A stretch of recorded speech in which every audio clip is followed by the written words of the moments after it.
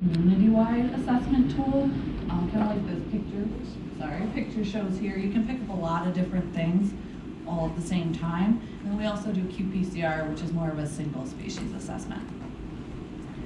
For us, for early detection, invasive species is a lot like finding a needle in a haystack, and it's really important that we're able to kind of cast as wide of a net as humanly possible when it comes to finding things that we're not even sure what we're looking for. We have watch lists, we have assessments, but that's not a guarantee answer of what is potentially going to be the next thing that pops up when we're doing an e-fishing run. So being able to cast as wide a net as possible is really important for us. And one of the ways we used to do that was through larval fish sampling.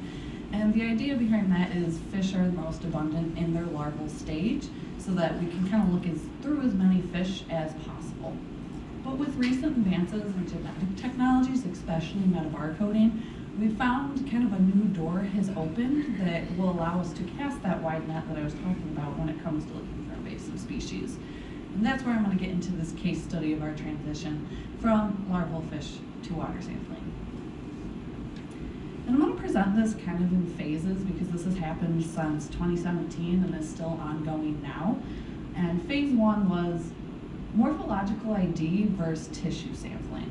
So in 2017, when we had this first question, we had a few years at that point of larval fish identification under our belt, and we were starting to wonder, was there a more efficient way for us to identify all of these fish that we were collecting? For us, the whole process of larval fish was very time consuming, as I'm sure some people know. To pick the sample out of the debris and then try to ID them, especially if you have a damaged fish, is very, very difficult. And from us on an AIS standpoint, because we truly don't know what the next invader is going to be, we don't know what key to use. We can look through all of our native fish keys because that's what we use for all of our fish, because most of the time they are native. But if there was going to be an invader, I don't know if we'd be able to pick it out because we don't know what key to use. So we started having the question of, is there a way that we can look at these in a different light?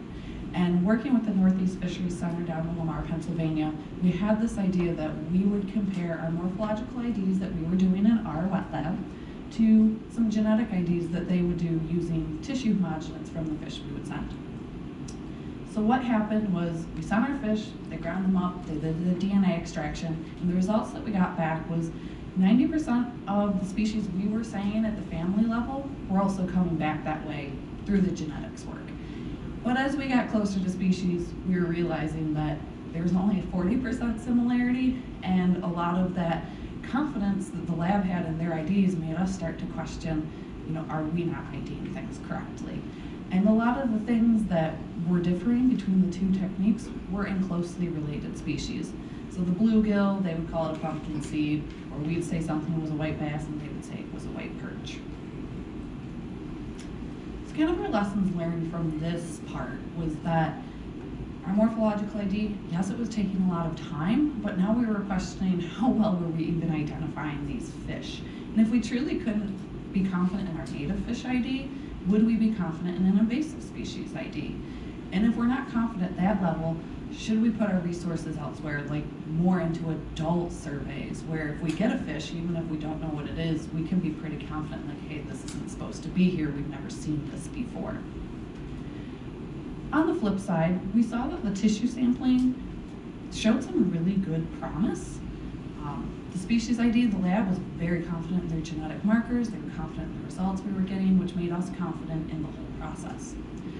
There were some caveats, and the biggest one being that they have to grind the fish tissue up to extract the DNA, and therefore the fish is being totally lost. And if we were to get a detection for something that's new or a range expansion, we have no way to go back and verify and look at that fish or send it out to an expert because it's gone.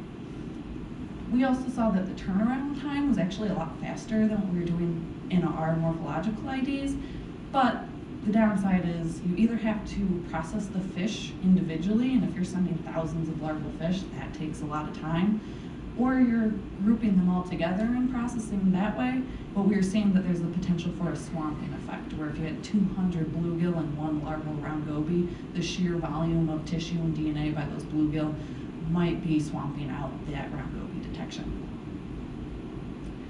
So that moved us on to another question that we had in our phase 2, was that, is there a way for us to process these samples and not lose the fish? And can we just simply do that by using the ethanol that we're preserving our samples in? So again, we worked with the Lamar Center to compare ethanol decants to tissue samples to our morphological IDs. And this whole process started in June when we collected our larval fish samples using a 2-sided push net. We'd bring the samples back, and after a couple of weeks, we'd do an ethanol exchange to ensure that our samples weren't rotting.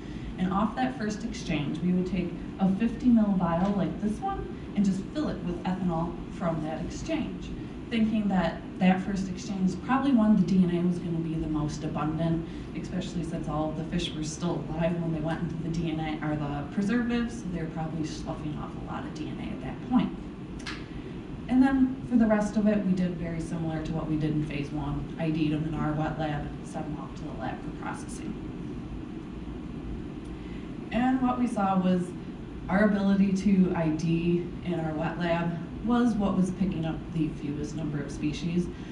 But on the flip side, the decants were really, really impressing us, to the point that when we dug into it a little bit further, we were realizing that there was the potential for DNA being picked up in the environment, not just the fish that were in the sample itself. And a good example of that is lake trout. We're pretty confident that we did not have a larval lake trout. We're pretty confident that the tissue would have picked it up if we did. But somehow DNA was present in that sample. And as we thought about it more, as you're pushing the push net through the water, it's filtering everything, it's picking up debris. Why wouldn't it be picking up extra DNA that's in the environment? And for us, they kind of had us this realization of, do we really care about life stage from an invasive species standpoint, or just presence or absence? And if that is the question that we want to ask, can we just take a water sample? Because these ethanol decants are kind of suggesting that maybe we could. So that led us into our phase 3. We did this in 2022, and we did a comparison study in the Oswego Harbor. Our question was simply, are water samples comparable or potentially better than the ethanol decants that we get from our larval samples? We did the eDNA method comparison simultaneously so we could better compare the results to one another.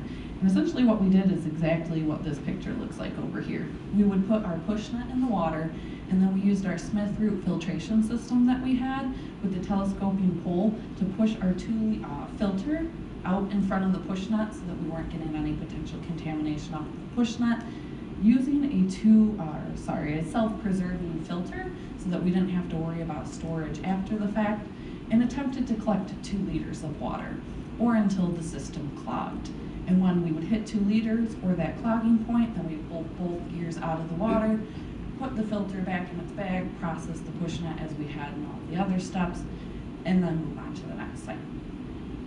At this stage, we also want to do a traditional adult gear comparison study. We have been sampling Oswego Harbor at this point for many years. We kind of knew what fish were going to be in the area, so we thought it would be cool to see what we could catch at that point in time and compare it to what these water samples were saying. And the reason why we picked Oswego is just it had a wide variety of habitats. There's the river, the harbor, vegetated nearshore areas, and then the open lake. And